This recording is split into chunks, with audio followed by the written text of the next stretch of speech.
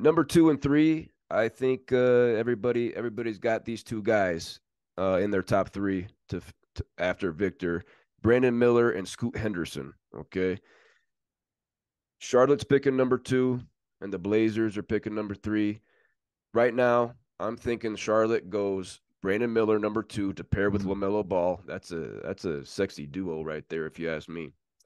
If we forgot who Brandon Miller is, he went to Alabama last year, freshman, SEC Player of the Year.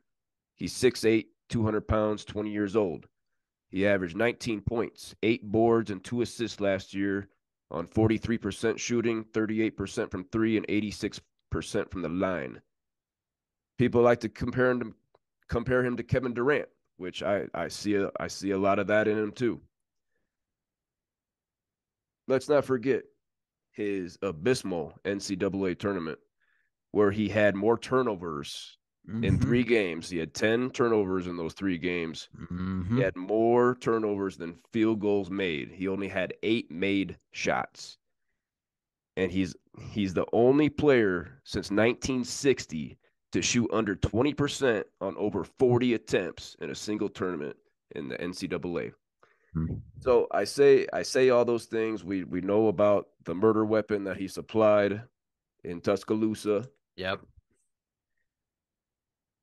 Max, if you're the Charlotte Hornets, are you taking Brandon Miller number 2? Okay. Brandon Miller, regular season this for Alabama this season, outstanding, Stud. stud. Alabama was number one for a reason. Brandon Miller was the man. But also, when Brandon Miller wasn't playing, wait, he didn't get no, never mind. Sorry, I think there might have been a game or two that he didn't play. Am I right? I don't think they ever sat him out. Okay. Okay. Well, anyway, uh, great in the regular season, but I believe that when the playoffs happen, there is just a different atmosphere. The competition level increases, and it's not just from the fans. You feel it on the court. If you've been there, like high school wise, like that's where we play Cobras. But when when you're in high school and you're even just playing in regionals, there is a different atmosphere on the court. Sectionals, different atmosphere. Oh yeah. You just feel it.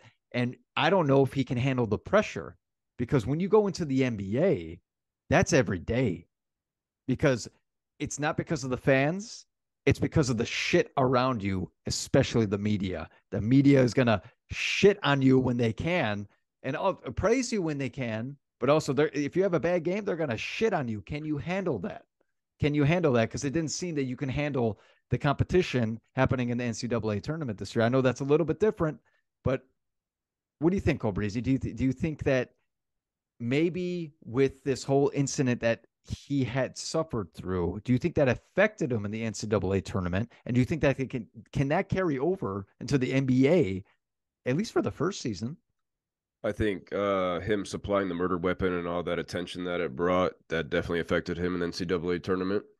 He was accompanied by extra security, reportedly receiving threats. So that no doubt affected a 19, 20-year-old young man.